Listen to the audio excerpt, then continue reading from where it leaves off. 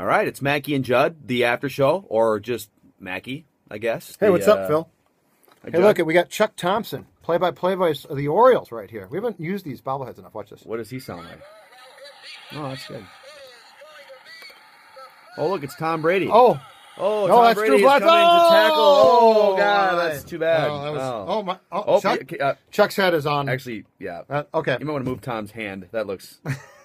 That's yeah. Hold on, there we go. Good thing Tom's got a towel. No, nobody was hurt. No doll was hurt in making this video. I just want to show you that.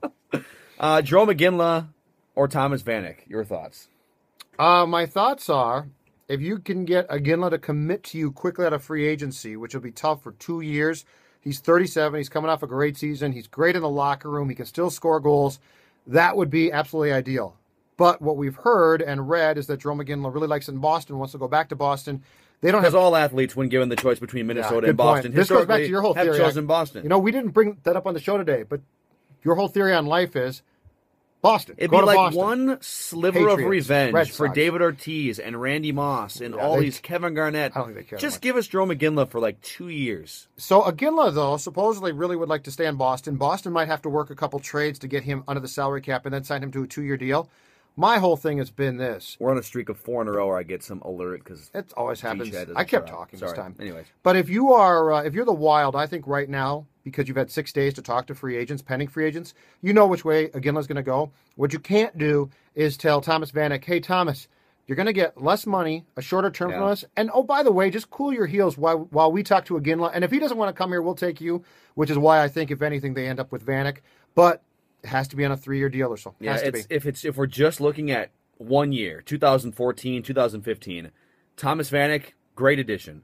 But the conversation always goes back to what does it take to get Thomas Vanek? And if the answer is a 5-year contract, I hesitate big time. And it's I'm with you. Totally to the point you brought up on the air, we don't know how long it's going to drag out between Jarome Iginla and Boston. And quite frankly, we don't even know how interested Jarome Iginla is in playing for the Wild, but it looks like an appealing situation from the outside in. Tuukka Rask is always going to be a better goalie option than anything the Wild have on their roster right now. But if it's me, if I'm Chuck Fletcher, even though Iginla is 37, he has shown no signs of a huge drop-off yet, scored 30 goals last year, and you can sort of use him as a rent-a-sniper.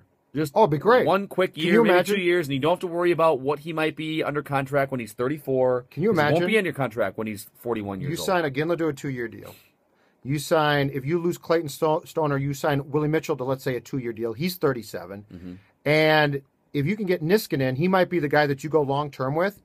That's a pretty nice roster upgrade. Now, goaltending remains, you're sort of stuck there. But, Iginla is number 1 on my list. But ask yourself this. The motivation for that story to leak out, where did it come from? Very, very likely to me, it came from the Iginla camp to light a fire under Boston, which to me, again, leads me to believe he wants to return to Boston and is trying to apply some not-so-subtle pressure to tell them, clean up your salary cap act, because Jarome wants to come back here, and he had a really good season last year. Okay, what about the fact that people criticize Thomas Vanek for not being a two-way player, for getting not benched but relegated to fourth-line duty in the playoffs with the Montreal Canadiens, that there's this perception that he's not the grinder that Zach Parise is, for instance. I told you this. This is starting to drive me crazy. Thomas Vanek's going to be 30. Ouch. Sorry. Be 31 in January, and I'm all for saying if he wants 5 or 6 or 7 years, saying no, thank you. The term to me is very important. But this weekend we started to see the story. Well, Vanek doesn't work hard all the time, and he doesn't do this, and he. Welcome to the world of a lot of goal scorers. Remember Marian Gaborik? Would you like him back? You know what he did a lot of times? He floated and he loafed, and every once in a while he would score an enormous goal for you, and you would forget about all that stuff.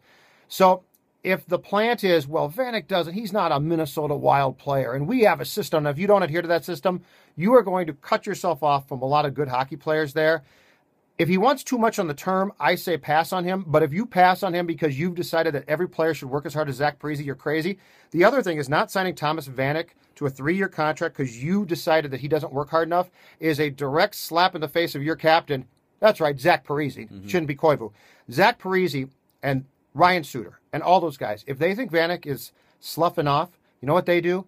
They don't wait for Mike Yeo to go to him, Phil. They go to him and say, hey, Thomas, time to pick it up. If you have a Stanley Cup winning team, You don't have all grinders. You have some very skilled players. And guys like Parisi light a fire under those skilled players from time to time to help you win a Stanley Cup. I really think it's a slap in the face to the leadership of the Wild if they don't sign guys based on we're afraid it'll hurt our culture. Yeah, and to steal your analogy, Thomas Vanek is a wide receiver. Thomas Vanek is a really good wide receiver, and you have other pieces in place. You got a quarterback in Ryan Suter or Zach Parisi. You got a couple pass rushers.